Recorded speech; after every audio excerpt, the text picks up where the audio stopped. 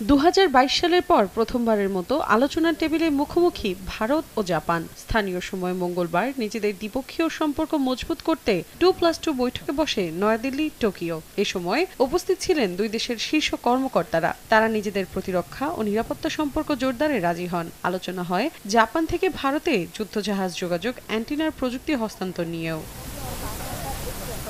এ বিষয়ে জাপান জানায়, টোকিও ভারত প্রশান্ত মহাসাগরীয় অঞ্চলকে স্থিতিশীল করতে নিরাপত্তা এবং অন্যান্য ক্ষেত্রে সহযোগিতা করবে, যেখানে বেইজিং ক্রমাগত নিজেদের প্রভাব জোরদার করে চলছে। এছাড়া দুই দেশের যৌথ মহড়া চালিয়ে যাওয়ার পাশাপাশি প্রতিরক্ষা সরঞ্জামের ক্ষেত্রে সহযোগিতার আশ্বাস দেওয়া হয়।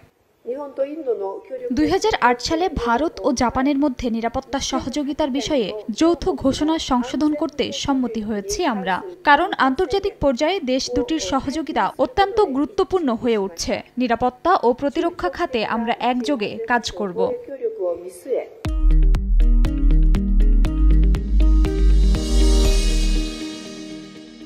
এদিকে চলতি বছর নয়াদিল্লি টোকিও কৌশলগত অংশীদারিত্বের 10 বছর পূর্তি উপলক্ষে দ্বিপক্ষীয় সম্পর্ক আরও এগিয়ে নিতে প্রস্তুত ভারতও।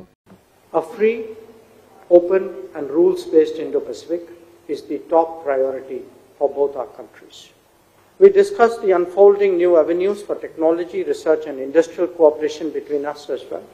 বিশেষজ্ঞদের মতে চীনা প্রভাব রুখতে ক্রমেই রাজনৈতিক ও অর্থনৈতিক সম্পর্ক উন্নয়নে কাজ করছে ভারত ও জাপান। অংশ নিয়েছে যুক্তরাষ্ট্র এবং অস্ট্রেলিয়ার কোয়াড সিকিউরিটি গ্রুপিংয়েও।